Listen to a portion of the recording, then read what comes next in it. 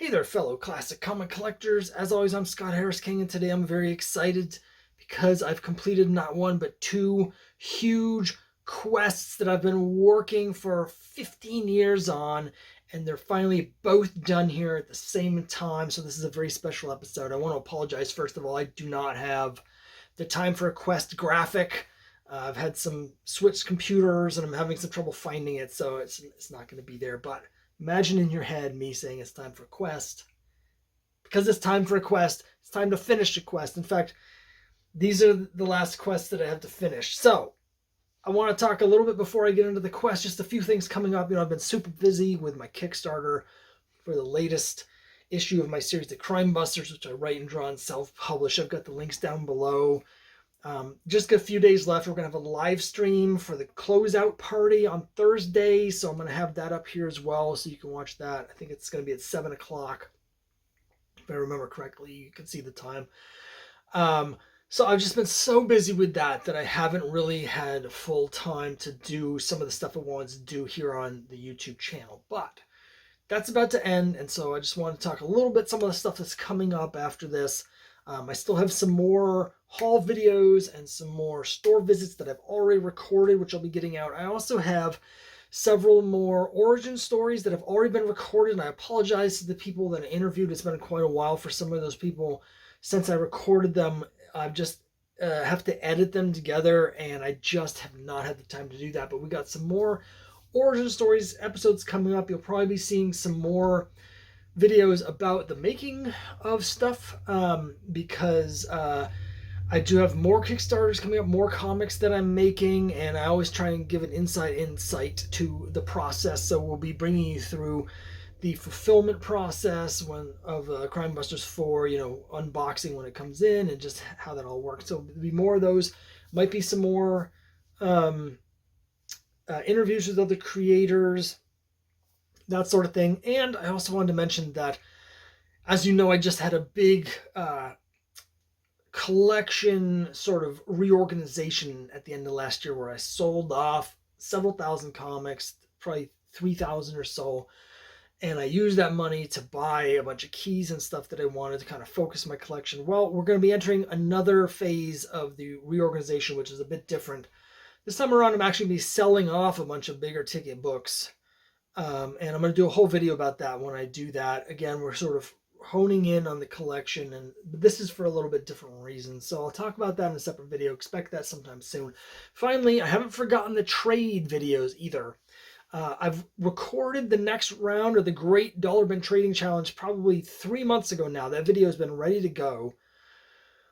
But I haven't had the time to actually do the trading, so I've been waiting to release that video until I have some time to actually focus on the trading, because it does take time figuring out the values and going, packing things up and going to the post office. It just takes quite a bit of time. So that's coming soon. I'm about ready to do that.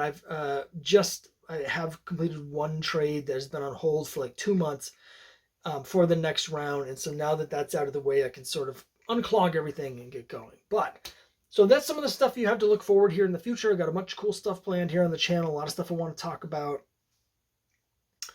But today, here we go. Are you ready for this? Not one, but two quests, because today I have finished my complete DC runs of both Young Love and Young Romance. So that's 85 issues of Young Romance, 88 issues of Young Love. I'm going to put the checklists up on the screen here, and then we're just going to blow them both up because, boom, I got all of them. So here we go. I'm going to show you the issues. We're going to start with Young Love. And here we go, number 56. Now, a couple of these I picked up at stores. A couple of these I picked up individually, when they came across my feed, on eBay. But a lot of them was actually when I was doing the restructuring of my collection, when I sold off all that stuff and I had the money to buy comics. I bought a whole bunch of these all at once from one vendor. But here we go again. Young Love 56, Go-Go Checks. A little bit later, Young Love 73. This is from the Life and Loves of Lisa St. Clair era with this short-lived logo, which I actually quite like.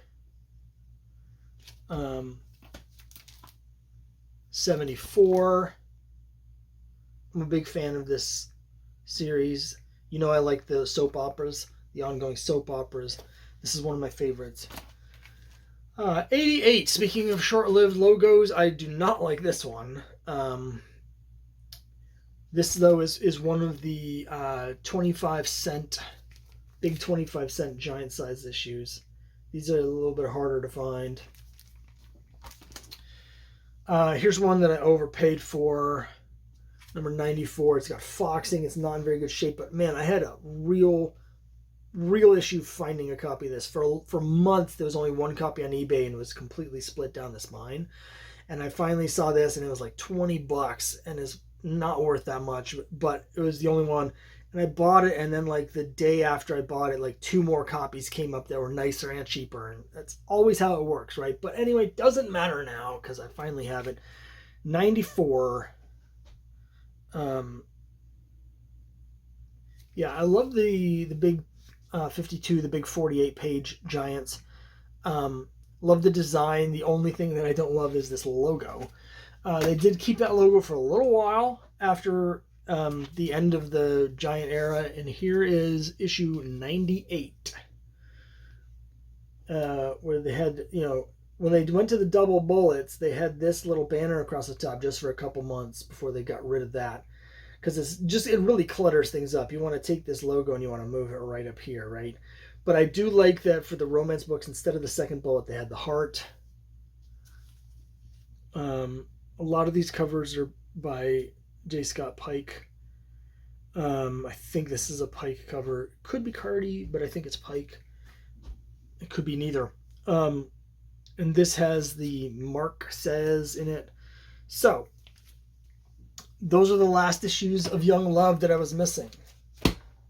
So, here comes Young Romance. Speaking of awesome soap operas, it's Bonnie Taylor, the lovely airline stewardess who flies in and out of romantic adventures. Now, a lot of these, the artwork is by John Romita. Great colors. I love the black and yellow logo. Just great. Really pops, the whole color. And a lot of these, the Bonnie Taylors, I like my my nurse over in Young Love that was coming out at the same time, but there's something about these Bonnie Taylor Romita covers that just really pop. Here's another one that's beat up, but you can still get the gist. This is issue 133. Had to look close because someone blotted it out with the ink, but this one's in Venice. And then we have one that's at some kind of ski resort. One of my, still a cool cover, but not nearly as cool as a lot of the other Bonnie Taylor covers. This is issue 134.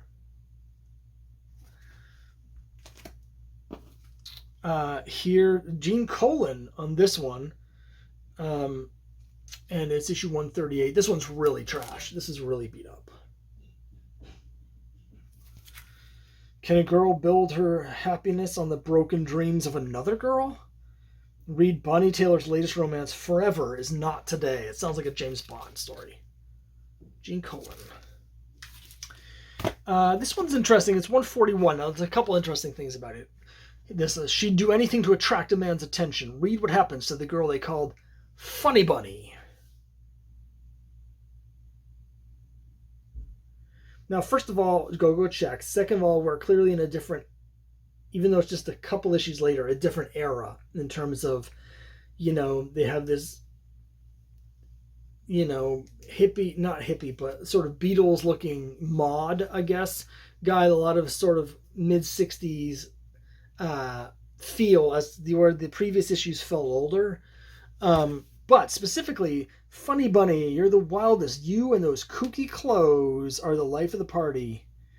Sure, they all think I'm the swingingest kid in town, but what if they knew what I was really like? If they knew what I was really like, no boy would ever want me. So the thing about this is, I wonder if this feels like it was directly influenced by Funny Girl. There's just like, I don't know, it just feels like, and it also feels like the kind of thing DC did a lot at this time. You know, like think about the Jimmy Olsen with the red-haired beetle of 10,000 BC or whatever that stupid issue was. They're doing a lot of this sort of thing, the Maniacs. Anyway, there's 141. The other thing about that is this is the second copy I had. This was the last issue of Young Romance that I needed, and I had it before, but it was one of the super musty comics that I got rid of, and then I could not find a replacement. Again, for several months, there were like 3 copies on eBay, and they were all like $50 each. I ended up getting this one only for like 15, and so that was fine. But that's the only reason this video took so long to do, is I was waiting to get that one issue back, and I couldn't do it. Here's issue 143, real low grade. That's okay. I'm not a snob. More go-go checks. And here's a sort of a minor key that I paid a little bit more for because I had to. It's Young Romance 157 with the famous Nick Cardy cover, My Mother, My Rival. So this one sent me back a little more. I think it was 35. I had bid on it. Doesn't come up that often, and there's a lot of competition for it, and I had gotten outbid on a couple other nicer copies. So yeah, I decided when I was like, you know what, let's do it. It has writing on the cover. It has the number 5 here a couple times. I think someone in the scribble, I think someone probably was selling this at a yard sale for 5 cents. So it's not that bad, I don't think, for me. It's not that big a deal. So, but even with that, it was still like $35. Such a cool cover, right? 64-page giant. Forget about your 52s and your 48s. Let's go straight to 64. And this is an interesting one because one of the people that's in this kiss appears to be not a white character. So that's unusual, very unusual for the romance books. What's happening in the thought balloons is very, very common for this era. He loves me. How can I tell her this is our last kiss? It's just like just about every cover from this time period. And at Marvel. I love this era. Again, I'm not a big fan of this logo. Same era as the logo that I don't like over in Young Love. But everything else about it I like. And then here's another one from this era. Now it's down to 52 pages, but this has a great J. Scott Pike cover. It's very sexy. It's a very sexy cover. He's drawing what appears to be Elizabeth Taylor. And very sexy. Now, Pike was doing sort of a scratchier look for a while. You know, he's generally a very polished artist, but there was a period around here for a couple years in these romance books where he was doing a much sort of looser, scratchier look, like this one here. Just look at the lines. You know, it's just it's much more sort of there's more energy, but it's not nearly as smooth as Pike's usual work. But I'm still a big fan. And there they are. I did not actually pay $55 for this, but it was the most expensive of these. But that was something where I got most of those Young Romances from the same vendor. I was able to get a discount, and I had that money from selling off those other things, and I just want to be done with it. It's so hard to get them piecemeal, and this one seller had like 6 issues that I needed. So even though it's a little bit more, I was like, well, I'm saving on shipping because it's being packed in with something I'm already paying shipping on the other book. So I decided to go for it. I think I paid $40 for that. So, which is way too much. That's like a $15 book. But I have noticed that this particular issue with that Pike cover is harder to find, and by harder to find, it's in more demand than the other ones around it. So this was a point where I was just like, you know what, let's just finish the run. And now I have finished the run. And you know what that means coming up.